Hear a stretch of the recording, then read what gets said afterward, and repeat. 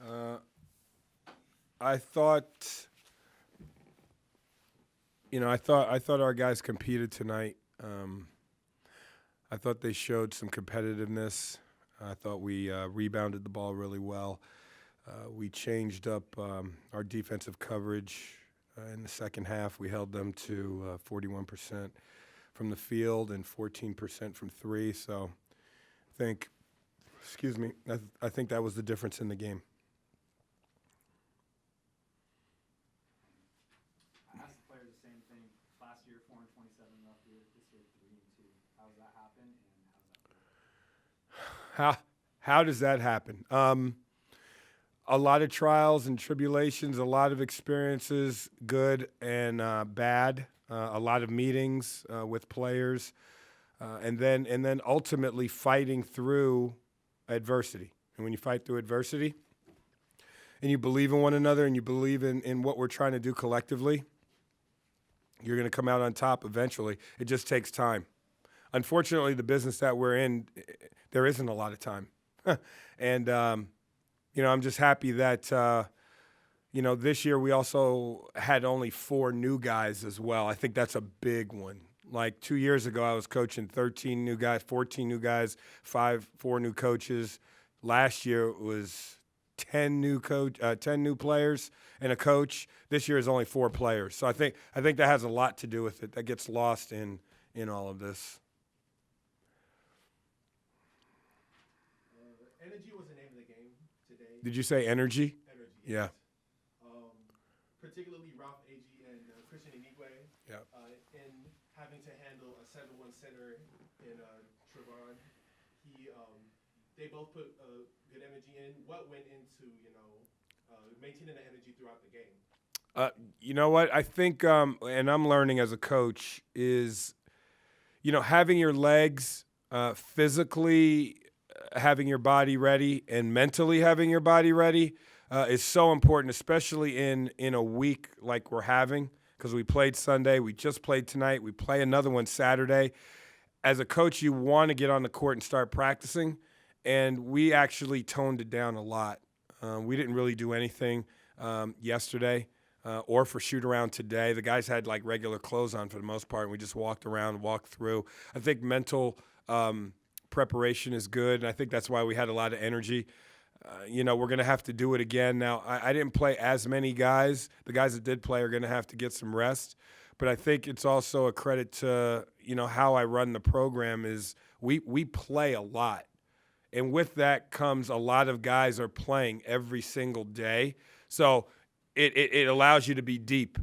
So we don't have guys just sitting over there that have never played. Like I put Amari Moore in with, he's been sitting over there for 36 minutes. Comes in the game, pops in 2 free throws, takes care of the ball, doesn't turn it over. I mean, that's a credit to him. That's a true freshman. So we did have energy, and I think it's just attributed to, our depth and then also not going as hard as we usually do, just backing off. Fouls were a huge part of this game. You guys got into the bonus pretty early. Mm-hmm. A couple of Grambling's best players, Jackson and Bunch, fouled out. How much did that affect the game with physicality? Yeah, I mean, it was a physical game, and getting to the free throw line, getting in foul trouble, getting in a double bonus. I mean, we always want to play inside out. I'm trying to play actually a little bit outside in. We're trying to shoot more threes. We just haven't knocked them down as much, but we did get it going a little bit in the second half, which kind of pushed the lead out. So I'm proud of that. Again, we try to attack. So when you attack and you're playing inside, there's going to be fouls that are committed. And they tried to play physical. And, depending on the night, the whistle's going to be blown. And it was blown tonight. And that's why both teams kind of got, in the double bonus pretty early. Can you talk about Seneca a little bit too? 8 Yeah. of 11, 22 Yeah. points, Yeah. 8 boards. He played out of his mind tonight. Yeah, what's interesting with Seneca, if you really look at not so much the stats, but if you've been watching the games, like he's been playing hard all along. The only thing he hasn't done is he hasn't made shots. And I've always told him, and I've told it in front of the team, like if he starts making shots, he's off the charts good. Now, obviously, he has to try and continually do that and be consistent. I mean, that's what this is all about. I just think you saw a culmination of a guy that's been working hard as he can every single day, shooting, doing extra shooting. I mean, we've been at it a lot to try and get him going. And I think today in the second half, what you saw was just a guy that said, "Hey, I'm growing up. I'm growing up, and I'm gonna try. I'm gonna take these shots, and I'm gonna make them." And that's what it comes down to. Coach, can you talk about the growth and the development of Trey Smith? The walk-on, the sophomore, the level of confidence that you have in him. He played close to 16 minutes here tonight. Hit a couple of threes in the last game against Simpson. Yep. The whole bench celebrated him. Comes in, plays some pretty big time minutes. Can you just talk about your confidence that you have with Trey Smith? Trey Smith is one of our captains. And I have all the belief. I have all the belief in the world in all of our guys. I love them all. And Trey, he does it on and off the court. He comes to work every single day. He loves San Jose State. He loves wearing the jersey. He's playing for the school and the pride that he has in the school, and he's also paying for school. And he shows up every single day. Sometimes I get on him, sometimes I don't. I coach him just like I coach everyone else on our team. And because of that, that's where a bond is developed and the trust is earned and it's real and it's genuine. And because of that, it allows him to go out there and perform. And he knows that I believe in him 110%. Doesn't matter if you're a non-scholarship guy or a scholarship guy. You earn your keep in our program. If you want the truth, you come to San Jose State, especially basketball. If you want to know the truth about your game, you come here. And he believes in that. And I think we have a lot of guys that do that. So that's why he was able to play a lot, and that's why I believe in him. Craig came into the game tonight, second half when Grambling was on a big run, and he totally shut it down. Do you think how did he ignite that team? Craig?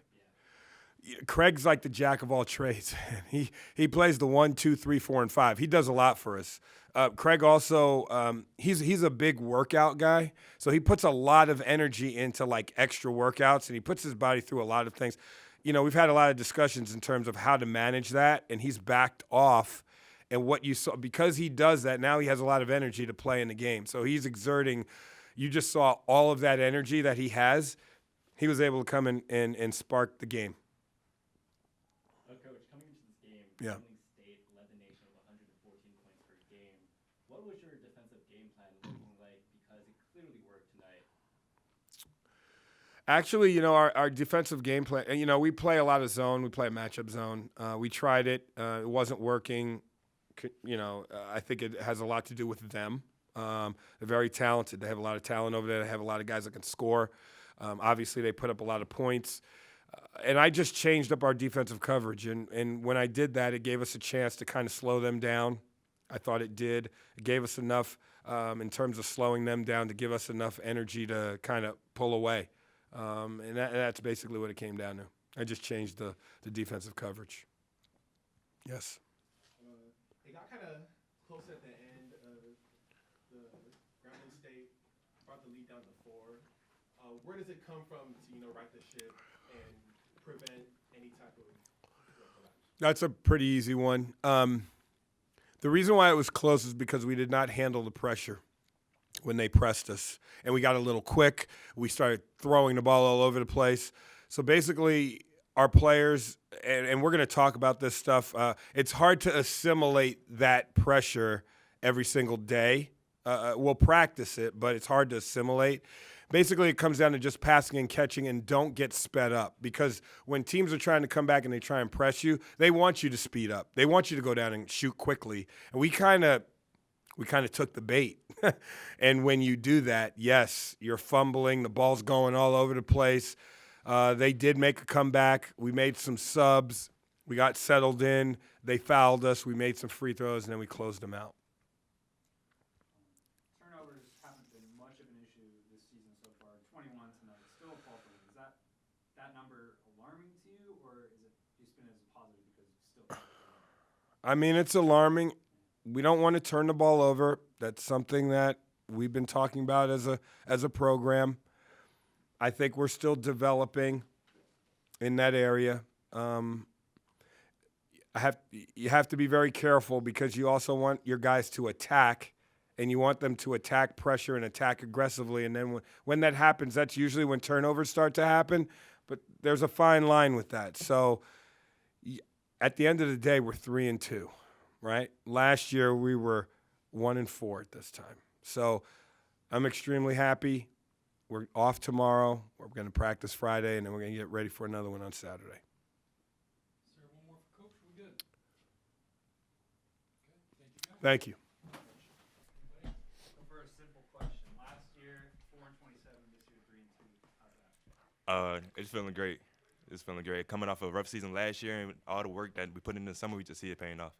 Yeah, it's just nice to turn that around. You know, rough season. Then we just put our energy in the summer and preseason. It really paid off. How would you rate the energy that you had throughout the game? You know, Grambling State, full court press for multiple times in the game. You know, they scoring on defense at times. How would you rate your energy and counter that? Well, coming into the game, we knew they was gonna press. We watched film, we scouted them, so we knew we was gonna have to like fight. It was gonna be a battle. So they was gonna try to press us, speed us up. They did a great job. I mean, yeah, they did a great job. So. Yeah, I say our energy was decent. Then like some of the players like Trey came off the bench. He really upped our energy, and like the Facts. bench was getting into it, and the crowd was helping us, so really pumped our energy up. Christian, you guys out-rebounded them 26-12 in the second half. You had 10 in the game. What went into making sure you get those boards just to secure the win?